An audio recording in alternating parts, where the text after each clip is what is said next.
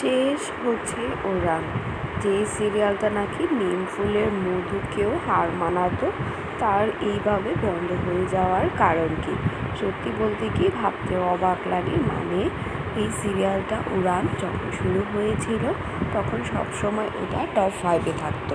তারপর ধীরে ধীরে উন্নতি করে নিম ফুলের মধুকেও স্লট হারা করেছিল। অথচ কী অবস্থা দেখো, আজ কিনা এই সিরিয়ালটা অচিরেই শেষ হয়ে গেল।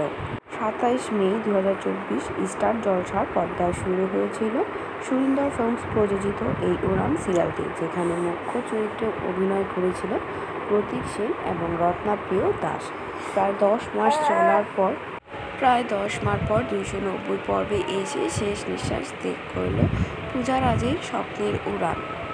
যাই হোক, 15 মাস শেষ হয়ে গেল উড়ান। তো কে উড়ান সিরিয়ালটা মিস করবেন অবশ্যই কমেন্ট বক্সে জানাতে ভুলবেন না।